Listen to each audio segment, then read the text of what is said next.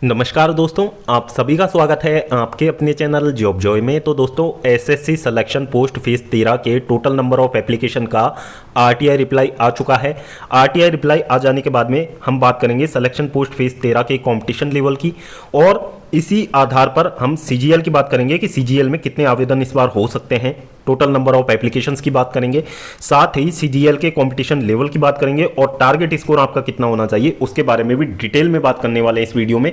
तो वीडियो में पूरी जानकारी आपको मिलने वाली है, तो पूरी जानकारी के लिए वीडियो को अंत तक जरूर देखें। और अगर इससे पहले आप हमारे चैनल पर पहली बार विजिट कर रहे हो तो सभी सरकारी भर्तियों की लेटेस्ट और ऑथेंटिक अपडेट्स पाने के लिए चैनल को जरूर सब्सक्राइब करें, साथ ही बेल आइकन को भी प्रेस कर लें, जिससे कि आने वाली वीडियोस की नोटिफिकेशन आपको समय पर मिलती रहे।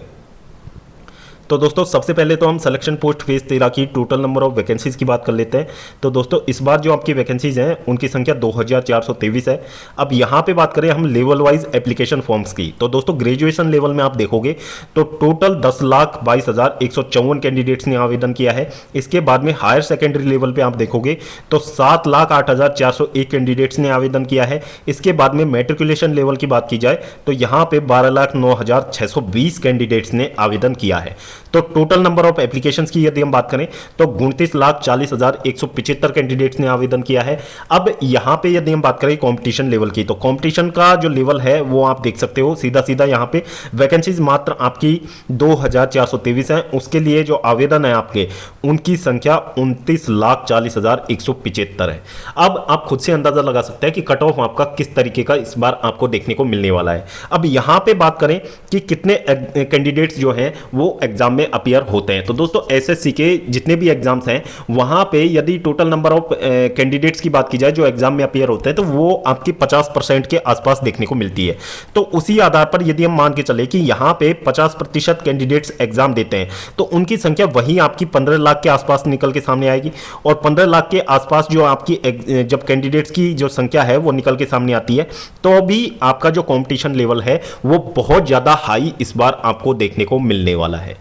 अब बात कर लेते हैं यहां पे इसके आधार पर सीजीएल में कितने नंबर ऑफ एप्लीकेशंस इस बार आने की संभावना है, क्योंकि सीजीएल का जो ऑफिशियल डेटा है आरटीआई रिप्लाई का वो अभी तक आया नहीं है। वो आ जाने के बाद में हमें अच्छे से क्लियर हो पाएगा कि सीजीएल में इस बार कंपटीशन किस तरीके का देखने को मिलेगा। लेकिन अभी तक जो रुझान है उसके आधार पर यदि हम बात करें तो सीजीएल में इजीली आप ये मान के चलिए कि कम से कम भी यदि हम बात करें तो 40 लाख कैंडिडेट्स ने निश्चित रूप से आवेदन किया होगा। क्योंकि वैकेंसीज की बात करें तो वैकेंसीज आपकी अच्छी खासी संख्या में 14,582 वैकेंसीज हैं इस बार आपकी सीजीएल में, और यहां पे वैकेंसी धीरे धीरे करके आपकी रिपोर्ट होने लग रही है, और फाइनल वैकेंसी टेबल आने तक आपकी जो वैकेंसीज हैं वो आपकी इजीली 17,000 के आसपास तो आपको 100% देखने को मिल जाएंगी। तो यहां पे ज्यादा आवेदन का एक मुख्य कारण यह भी है कि आपकी वैकेंसीज अच्छी खासी हैं। फिर दूसरा एक मेजर जो रीजन है वो ये कि एसएससी ने इस बार अपने आप में काफी ज्यादा रिफॉर्म्स किए हैं। एसएससी ने वेटिंग लिस्ट का भी प्रावधान लाने की बात कही है, और दूसरी चीज एसएससी ने जो एग्जाम का जो लेवल था उसको भी मेंटेन करने की बातें कही हैं। तो कहीं ना कहीं ये चीजें कैंडिडेट्स के लिए थोड़ी सी जो है इंटरेस्ट यहां पे पैदा करती हैं कि हमें एसएससी का एग्जाम्स दें। तो ये भी एक कारण है कि इस बार एसएससी के जो एग्जाम्स हैं उसमें आवेदन आपको अच्छे खासे देखने को मिल जाएंगे। और यहां पे अटेंडेंस की बात करें, जहां तक बात है अटेंडेंस की, तो सीजीएल के एग्जाम्स में ज्यादातर जो अटेंडेंस थी वो अंडर 50% में आपको देखने को मिल जाती थी। लेकिन इस बार का जो आपका एग्जाम होने वाला है सीजीएल का, वो बाकी सभी एग्जाम से बिल्कुल हटके होने वाला है, और यहां पे बहुत सारे चेंजेस के साथ में एसएससी आने वाला है इस बार। तो आप ये मान के चलिए कि कैंडिडेट्स का जो अटेंडेंस है वो भी इस बार आपको बढ़ा हुआ देखने को मिल सकता है। तो ये सारी जो चीजें हैं वो एसएससी सीजीएल भर्ती 2025 में आपके कंपटीशन को एक अलग लेवल पे यहां पे लेके जाने वाले हैं। तो आपका जो कंपटीशन है वो आपको बढ़ा हुआ देखने को मिलेगा। और दोस्तों, ये कोई नई बात नहीं, क्योंकि एसएससी के जितने भी एग्जाम्स आप देखोगे तो वहां पे साल दर साल कंपटीशन बढ़ते ही जा रहा है। वैकेंसी बढ़ी हो उससे कोई फर्क नहीं पड़ता, कंपटीशन लगातार बढ़ते जा रहा है, और उसका फर्क सीधा सीधा कट ऑफ पे देखने को मिलता है। कट ऑफ जो है साल दर साल 2-2, 3-3 नंबर ऊपर जाते जा रहा है, और हर साल एक नया रिकॉर्ड बन रहा है कट ऑफ का। तो ये चीजें एसएससी सीजीएल एग्जाम में अभी तक चल रही हैं, और दोस्तों आगे भी ये चीजें देखने को आपको मिल सकती हैं। अब यहां पे यदि हम बात करें कि टारगेट स्कोर कितना होना चाहिए कैंडिडेट्स का, तो दोस्तों सीधी सी बात है, यदि आप सीजीएल के पीवाईक्यू को यदि आप मॉक फॉर्म में लगा रहे हैं तो आपका जो टारगेट स्कोर है ना वो आपका 150 प्लस तो हर हाल में होना चाहिए। 150 से नीचे यदि आपके स्कोर बन रहे हैं, जो पीवाईक्यू की यदि हम बात कर रहे हैं वहां पे यदि आपके 150 से नीचे बन रहे हैं तो ये काफी ज्यादा चिंता का विषय है। ये अपने आप में निराश कर देने वाली बात रहेगी यदि आप 150 से नीचे स्कोर करते हैं, क्योंकि कट ऑफ ही आपका 153 गया था लास्ट टाइम। तो 150 से नीचे तो आप यदि पीवाईक्यू में ला रहे हैं तो आपको अपनी जो तैयारी है उसको और इंप्रूव करने की आवश्यकता है। बात करें यहां पे इस बार का एक्सपेक्टेड कट ऑफ आपका कितना हो सकता है, तो दोस्तों ये सब कुछ डिपेंड करेगा आपके एग्जाम के लेवल पे, क्योंकि इन चीजों का संज्ञान खुद एसएससी ने लिया था कि उनका जो लेवल था वो एग्जाम की एजुकेशनल क्वालिफिकेशन के अकॉर्डिंग नहीं था। तो ये चीजें एसएससी ने खुद ने भी मानी थी। अब यहां पे बात करें कि एग्जाम का जो लेवल है यदि प्रीवियस ईयर जैसा आपको देखने को मिलता है तो आपका कट ऑफ इस बार 160 प्लस भी जाने के पूरे चांसेस हैं। और यदि यहां पे लेवल में सुधार एसएससी कर लेता है तो भी आप ये मान के चलिए कि 140 से नीचे तो सिलेक्शन आपका नहीं होगा। 140 से नीचे टीयर 1 में सिलेक्शन होने के चांसेस नहीं रहेंगे। आप ये बात 101% लिख के ले लो। यहां पे सिलेक्शन के लिए आपको 140 प्लस मार्क्स की आवश्यकता पड़ेगी।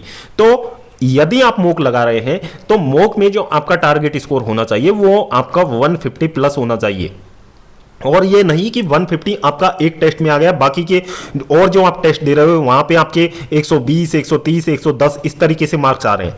ये आपको रेगुलर हर मॉक में आपको लेके आने पड़ेंगे, कंसिस्टेंसी आपको बनाए रखनी होगी, तब जाके कहीं न कहीं आपका सीजीएल टीयर 1 क्लियर होगा। और सीजीएल टीयर 2 के लिए तो कंपटीशन आपको और ज्यादा देखने को मिलेगा। तो ये चीजें यहां पे हैं। बाकी आप लोग जिस तरीके से एसएससी सीजीएल भर्ती 2025 की तैयारी अभी तक कर रहे हैं तो दोस्तों स्ट्रेटजी में बिल्कुल भी चेंजेस ना करें, क्योंकि सीजीएल के एग्जाम में 1 महीने से भी कम का समय यहां से बचा हुआ है। तो इस समय जिस रणनीति से आप लोग अभी तक तैयारी करते आए हैं उसी रणनीति से अपनी तैयारी को जो है आप लोग आगे कंटिन्यू रखिए। और कई सारे कैंडिडेट्स जो कि एनटीपीसी के एग्जाम डेट और सीजीएल के एग्जाम डेट की वजह से काफी ज्यादा कंफ्यूजन में है कि एग्जाम डेट कहीं क्लैश तो नहीं होगा, तो दोस्तों वो सब चीजें कमीशन के ऊपर है। यदि एग्जाम डेट्स वहां पे क्लैश होते हैं तो वो कमीशन देखने वाला है उन चीजों को, आप लोगों को उसके बारे में नहीं सोचना है। और पहली बात कि जो कैंडिडेट्स अपने मन में ये भ्रम बिठाए हुए हैं कि एसएससी का एग्जाम डेट जो है वो पोस्टपोन हो जाएगा, तो दोस्तों एग्जाम डेट जो है वो किसी भी हाल में पोस्टपोन होता हुआ नहीं नजर आएगा, क्योंकि ये चीजें एसएससी खुद से डिसाइड करेगा कि उनको जो एग्जाम जो है वो पोस्टपोन करना है या फिर नहीं। तो ये सब चीजें बात की बात है। बाकी आपका जो एग्जाम है फिलहाल तो लेटेस्ट अपडेट यही है कि वो आपका तय समय के अंदर ही आपका होने वाला है।